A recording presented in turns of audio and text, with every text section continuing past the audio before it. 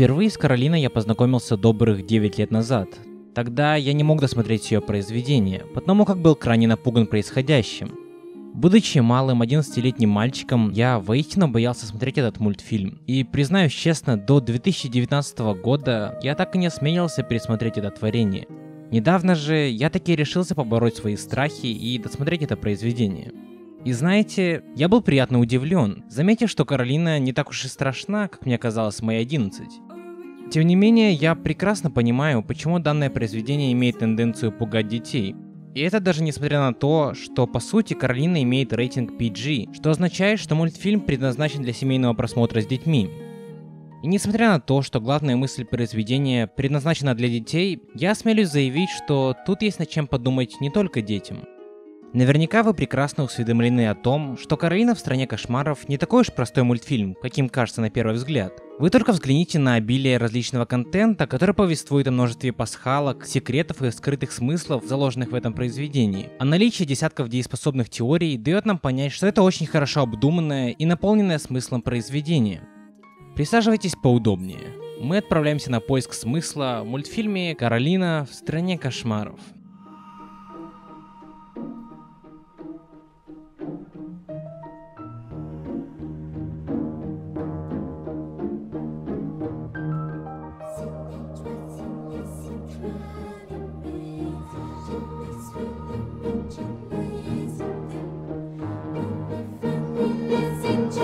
Мои предшественники, имею в виду контент-мейкеров, часто сравнивали Каролину со страной Оз, Нарнией, Алисой в стране чудес и Лабиринтом, что в принципе логично и имеет место быть, так как почти во всех этих произведениях концепция строится на следующем. Первое. Протагонист — маленькая девочка, которая уже наделена конкретными качествами, такими как храбрость, любопытство, способность решительно высказывать свою точку зрения. Второе. Ей скучно, она хочет приключений. Третье. Она магическим образом попадает в другой чудесный мир. В случае Нарнии не совсем чудесный. Четвертое. Ей нравится в этом мире, и она не хочет возвращаться назад в скучную реальность. В случае Каролины все эти 4 пункта имеют место быть. А теперь давайте поподробнее. С первых же кадров нам показывают все мрачным и пессимистическим, представляя нам все вокруг крайне жутким и отталкивающим, так, чтобы у нас не возникло желания оказаться в таком месте. Каролина же предстает нам как лучик света в этом мире. Тем самым мы как зрители находим единственное, за что мы можем удержаться во всем этом унынии. И это единственное — сама Каролина. Все вокруг унылое и крайне отталкивающее, как внешне, так как нам кажется и изнутри. Перед тем, как пойти дальше, я бы хотел тут же прояснить две вещи. Во-первых, мультфильм сделан по книге, поэтому для полной картины иногда я буду использовать некоторые факты или цитаты из книги. Второе — это то, что происходящее как в книге, так и в мультфильме рассказывается и показывается от лица самой Каролины. То есть, все происходящее, что мы видим, по факту является интерпретацией маленькой 11-летней девочки. Другими словами, это не объективная реальность происходящего. Мы как бы становимся на место Каролины и видим все ее глазами, будто бы от первого лица. Таким образом, видя весь этот мрак, мы должны понимать, что это именно ее восприятие того, что происходит. Появившийся чуть позже Вайби привносит еще больше мрака, не столько своими разговорами, сколько своим именем. Да-да, в русском переводе его представляют как Закилбери, Зак, не знаю, вроде так, что в принципе ничего мрачного само по себе не несет. Тем не менее, в оригинале, а именно на английском, его имя Wyborn, что ссылает нас к тому, что Каролина говорит далее. I think I heard someone calling you Wyborn. What? I didn't hear anything. Oh, I definitely heard someone. Why were you born? Why were you born? Что переводится как «почему ты был рожден», что дает нам понять, что Вайби, вероятно, нежеланный ребенок. Поскроллив немного интернет, я узнал, что такое имя действительно существует, но Каролина интерпретирует его именно таким жутким образом, что дает нам еще больше предпосылок на ее склонности к не совсем радостным мыслям, по крайней мере в этот период ее жизни. Это, как я уже сказал, увеличивает уровень мрачности моментально. Отношения с родителями, показанные в начале мультфильма, также едва ли можно назвать хорошими. По крайней мере, с точки зрения Каролины. Отношение ее родителей к ней кажется неистово наплевательским, и мы начинаем сопереживать ей еще больше, так как ею все пренебрегают. А дальше начинается самое интересное. Другой мир, другая мама, другой папа, другое все. И это все идеально. Как раз такое, каким бы это хотела видеть сама Каролина. Ее родители готовят ей вкусную еду, тогда как в реальном мире ее родители стряпают так себе. Каролине разрешают делать то, что в реальном мире не разрешают. Вот пару примеров. Можно мне на улицу? Самая погодка для работы в саду. Нет, Каролина, от дождя будет слякоть, а от слякоти будет грязь. Обожаю в дождь играть в прятки. На улице ведь грязно. Мы очень любим грязь. Грязевые маски, ванны, куличики. И это, как по мне, нас явно отсылает к тому, что Каролина сама же и создала этот мир. В мир, в котором исполняется все, что она бы хотела иметь в реальном мире. Я знаю, что многие отказываются воспринимать то, что весь этот мир был создан исключительно воображением Каролины, и то, что все происходящее в другом мире было лишь сном. Но, тем не менее, тогда все становится на свои места, и картина имеет свой определенный смысл. Впрочем, для дальнейшего разъяснения совсем не важно, являетесь ли вы сторонником теории сна, или вы считаете, что все это происходило взаправду.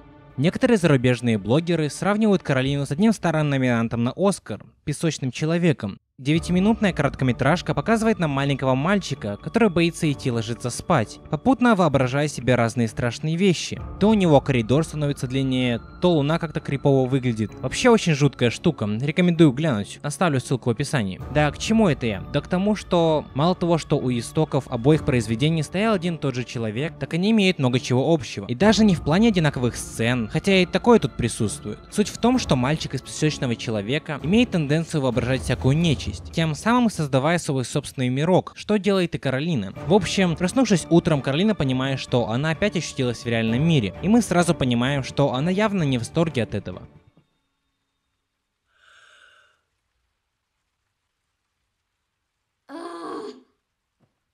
И камон, у кого такого не было, что после какого-то замечательного сна ты просыпаешься и понимаешь, что вот она реальность. И это, как по мне, еще один намек на то, что это всего лишь сон, плод фантазии Каролины. Оставшись под впечатлением того, что произошло днем ранее, Каролина всячески игнорирует все яркие события, что происходит с ней в реальном мире. Именно здесь мы начинаем видеть, что ее родителям совсем не наплевать на нее. Отец пытается острить. Ну, до новых встреч в эфире, моя любимая мечтательница.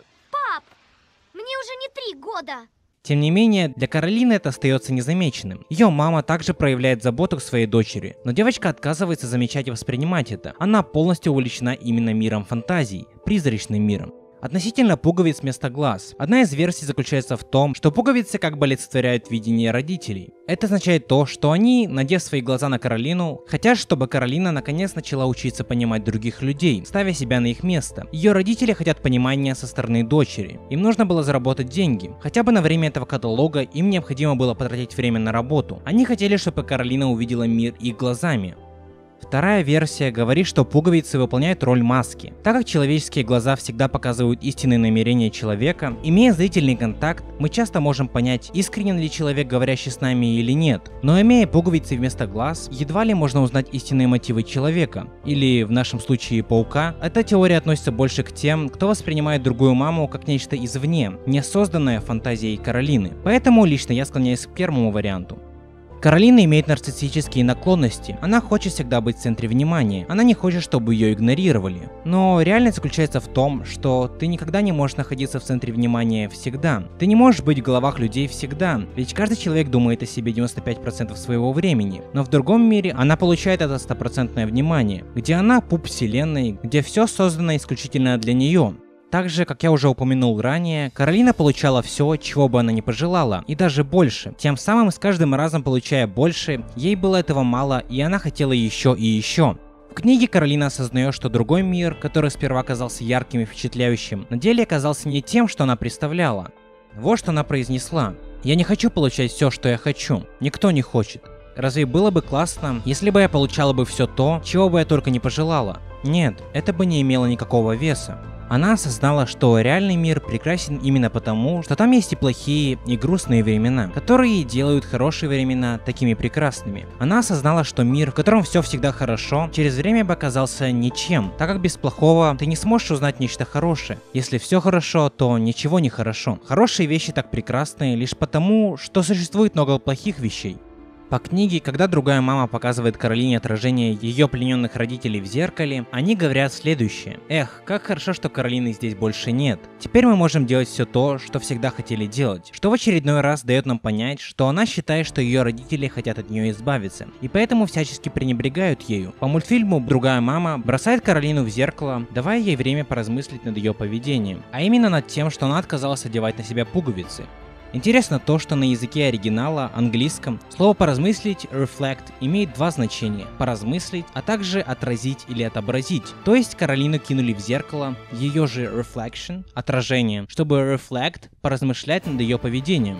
В зеркальной тюрьме она встречает 3 духов детей, которые были соблазнены этим миром и не смогли ему противостоять. Потом нам показывают их на фоне картины Ван Гога «Звездная ночь», что очень символично, так как сам Ван Гог оставил отсылку на Библию, нарисовав 11 звезд на небе. И это в свою очередь нас отсылает к 37 главе 11 стиху книги Бытия. «И видел он еще другой сон, и рассказал его братьям своим, говоря, вот я видел еще сон, вот солнце и луна и 11 звезд поклоняются мне». Этот стих рассказывает нам о персонаже Иосифе, которого его же братья продали в рабство, и который находился в тюрьме у царя Египта. Интересно также то, что история Иосифа тесно связана со снами, которые он умел растолковывать и сам видел их частенько. Все они находились в темнице на тот момент, поэтому картина Ван Гога здесь не просто так.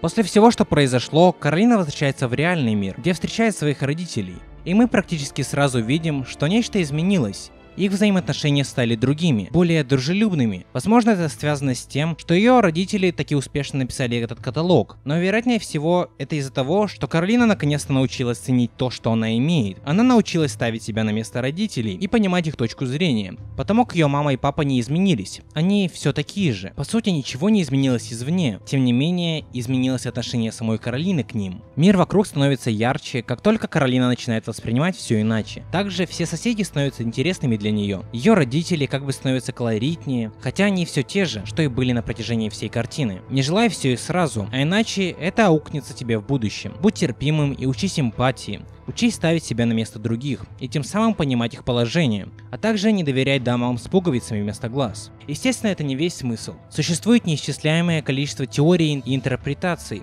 так что see you soon. И кстати, через 20 секунд я вам подкину один диалог из книги. Это так, пища для размышлений. Можете писать в комменты, что думаете насчет этого. А я с вами прощаюсь, и помните, любое произведение искусства, будь то книга, картина, мультфильм, является зеркалом души того, кто смотрит в него. «Как тебя зовут?» – спрашивает девочка у черного кота. «Меня Каролина». «У котов нет имени», – ответил он. «Правда?» – удивленно спрашивает Каролина. «Да. Сейчас у вас людей есть имена. Это потому, что вы не знаете, кто вы. Мы же знаем, кто мы. Поэтому нам не нужны имена».